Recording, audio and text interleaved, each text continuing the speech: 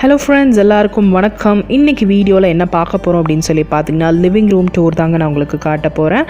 என்ன மாதிரி திங்ஸ் எங்கே வச்சுருக்கு, எப்படி ஆர்கனைஸ் பண்ணால் எப்படி நீட்டாக இருக்கும் அப்படின்னு சொல்லி தான் எனக்கு தெரிஞ்ச டிப்ஸ் எல்லாம் உங்களுக்கு நான் சொல்ல போகிறேன். ஸோ வீடியோக்குள்ளே போகிறதுக்கு முன்னாடி சேனலை சப்ஸ்கிரைப் பண்ணலான்னா சப்ஸ்கிரைப் பண்ணிக்கோங்க.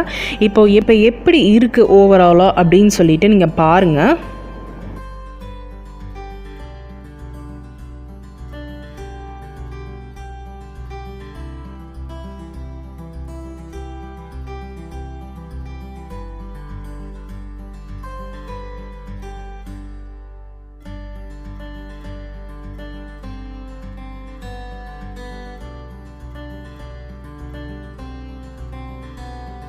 இப்போ ஓவரால் பார்த்துருப்பீங்க ஹால் எப்படி இருக்குது அப்படின்னு சொல்லிட்டு.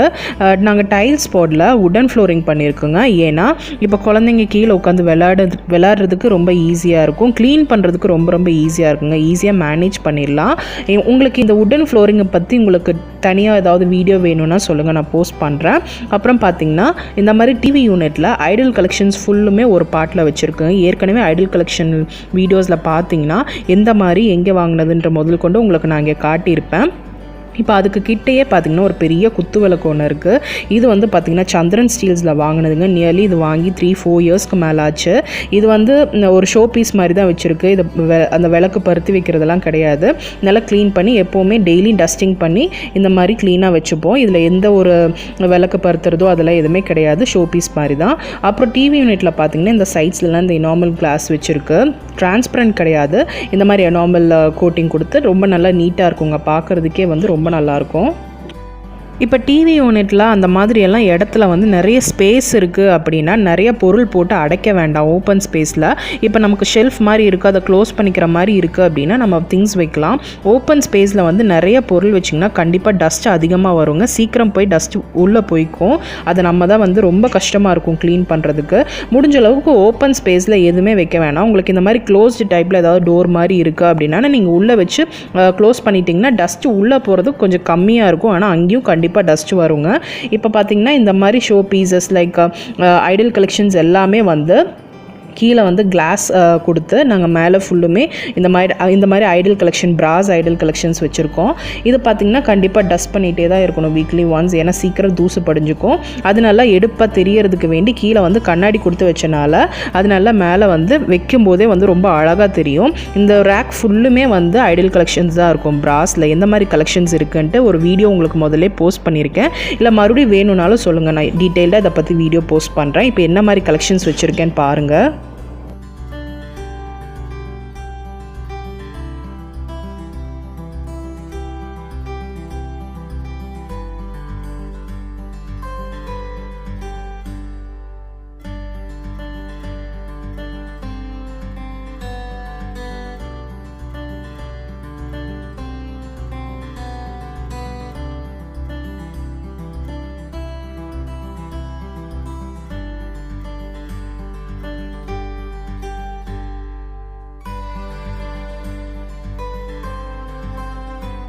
இப்போ டிவி யூனிட்டோட ஒரு ரேக் ஃபுல்லுமே வந்து அந்த ஐடல் கலெக்ஷன் தாங்க இருக்கும். அதுக்கு பக்கத்துலேயே வந்து இன்னொரு ரேக் இருக்குது. அது பார்த்திங்கன்னா ஸ்பீக்கர்ஸ்க்கு 2 சைட்லையுமே ஸ்பீக்கர்ஸ் வச்சுக்கிறதுக்காக இந்த மாதிரி டிவி யூனிட் இது வந்து கஸ்டமைஸ் பண்ணியிருக்கு. அதுக்கு நடுவில் பார்த்திங்கன்னா நமக்கு எந்த மாதிரி சைஸ் நமக்கு டிவி வைக்கிறோம் அப்படின்றத விட முதல்ல கஸ்டமைஸ் பண்ணி நீங்கள் டிவி யூனிட் பண்ணுறீங்கன்னா கொஞ்சம் பெருசாகவே பண்ணிக்கோங்க. ஸோ நம்ம ஃப்யூச்சரில் ஏதாவது பெரிய டிவி அந்த மாதிரி வாங்க வேண்டிய சூழ்நிலை வரும்போது அப்போ பார்த்திங்கன்னா நமக்கு அது கஷ்டமாக தெரியாது. கொஞ்சம் பெருசாகவே பண்ணிட்டா நமக்கு எந்த மாதிரி டிவினாலும் உள்ளே ஃபிட் ஆகிடும். அப்புறம் அதோட கேபிள்ஸ் ஒயர்ஸ் எல்லாம் பார்த்திங்கன்னா வெளியில் தெரியாமல் இருக்கிறதுக்கு வேண்டி பின்னாடியே ஹோல்ஸ் கொடுத்து ஒயர்ஸ் எல்லாம் உள்ளேயே போய்க்கிற மாதிரி க்ளோஸ் பண்ணியிருக்குங்க. ஸோ அது வந்து பார்க்குறதுக்கு ரொம்ப நீட்டாக இருக்கும். அதுக்கப்புறம் பார்த்திங்கன்னா டிவி வந்து எல்லா பக்கமும் திரும்பிக்கிற மாதிரி பின்னாடி வந்து ஒரு இது கொடுத்துருக்காங்க, அது எக்ஸ்டென்ஷன் மாதிரி. ஸோ அது ரொம்ப நல்லாயிருக்கு பார்க்குறதுக்கு. அதுக்கப்புறம் டிவிக்கு பின்னாடி பார்த்திங்கன்னா எந்த ஒரு ஒயருமே தெரியாமல் இருக்கிறதுக்காக அது எல்லாமே உள்ளேயே உள்ள கேபிள்ஸ் எல்லாமே போட்டுக்கிற மாதிரி ஒரு ஹோல் கொடுத்து க்ளோஸ் பண்ணியாச்சு. இது கஸ்டமைஸ் பண்ணால் நமக்கு இதை மாதிரி நம்ம எப்படி வேணுமோ அந்த மாதிரி சொல்லி நம்ம பண்ணிக்கலாம்.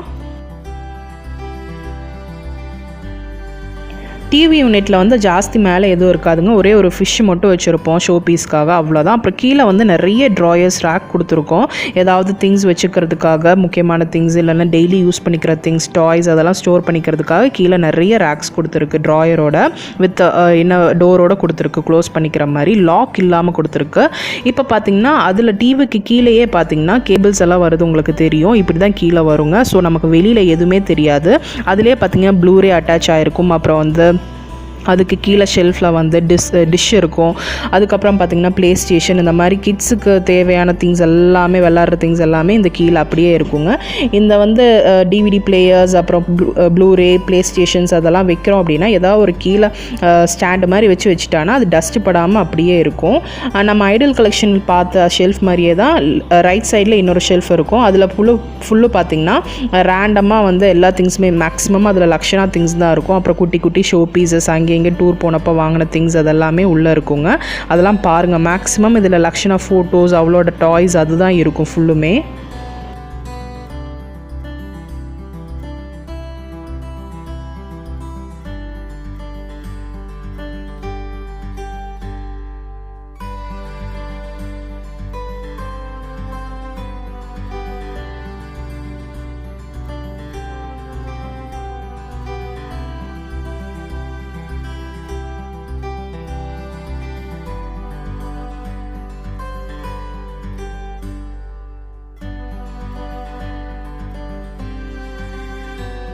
ஓவராலாக டிவி யூனிட் எப்படி இருக்குன்னு உங்களுக்கு காட்டணுங்க. இது வாலோட அட்டாச் ஆகி வரனால நமக்கு பார்க்குறதுக்கு ரொம்ப நீட்டாக இருக்கும், வெளியிலலாம் வராது, அது கஸ்டமைஸ் பண்ணியிருக்கிறனால.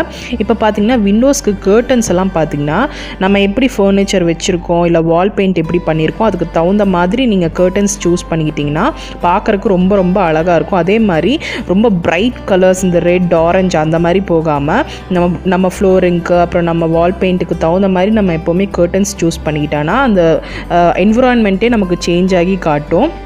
அப்புறம் பார்த்திங்கன்னா இந்த எல் ஷேப் ஒரு டேபிள் ஒன்று போட்டிருக்கோங்க. இதுவும் ஃபுல்லும் பார்த்திங்கன்னா இந்த திங்ஸ் ரேண்டமாக திங்ஸ் வச்சுக்கிறதுக்கான ட்ராயர்ஸ் தான். இது வந்து ஆஃபீஸ் யூஸ் பண்ணிக்கிறவங்க இந்த மாதிரி வச்சுருப்பாங்க. ஸோ இதை நாங்கள் ஹோம் யூஸ்க்காக வச்சுருக்கோம். அதுக்கப்புறம் பார்த்திங்கன்னா ராதே கிருஷ்ணாவோட ஸ்டாச்சு இருக்குங்க. இங்கே பார்த்திங்கன்னா லிவிங் ரூமில் நிறைய ஆன்டிக் பீசஸ் வச்சுருப்போம். ஏன்னா வந்து ரொம்ப ஆன்டிக் கலெக்ட் பண்ணுறதுல வந்து எல்லாருக்குமே எங்கள் வீட்டில் ரொம்ப ரொம்ப இன்ட்ரெஸ்ட்டு. ஸோ நிறைய பீசஸ் இந்த மாதிரி இருக்கும். அப்புறம் அந்த டேபிளில் பார்த்திங்கன்னா ரிமோட்ஸ், அப்புறம் லேப்டாப், செல்ஃபோன்ஸ் அந்த மாதிரி எல்லாமே ரேண்டமாக இருக்கும். பட் எல்லாமே டெய்லி யூஸ் பண்ணிக்கிறது, கசகசான்ட்டு எதுவுமே எங்கள் மேலே வைக்காமல் நீட்டாக நம்ம எடுத்து க்ளீன் பண்ணிக்கிற மாதிரி. அப்புறம் வால்லையும் பார்த்திங்கன்னா 2 ஸ்பீக்கர்ஸ் இருக்குங்க, ஹோம் தியேட்டர் ஸ்பீக்கர்ஸ் இருக்கும். அப்புறம் ஃபுல்லுமே வந்து ரூமுக்கு தகுந்த மாதிரி, ஹாலுக்கு தகுந்த மாதிரி தான் கர்டன்ஸ் போட்டிருக்கு. அதுக்கப்புறம் பார்த்திங்கன்னா ரிக்ளைனர் சோஃபா இருக்குது. பட் இருந்தாலுமே வந்து அதுலேயே நம்ம உட்காந்துட்டு இருக்க முடியாது. ஸோ அதுக்காக ஃபஸ்ட்டு திவான் போட்டிருந்தோம். அப்போ அந்த திவான் வந்து சரிப்பட்டு வரலான்னு சொல்லிவிட்டு அப்புறம் இந்த மாதிரி ஒரு சோஃபா வந்து எடுத்து போட்டிருக்கோம்.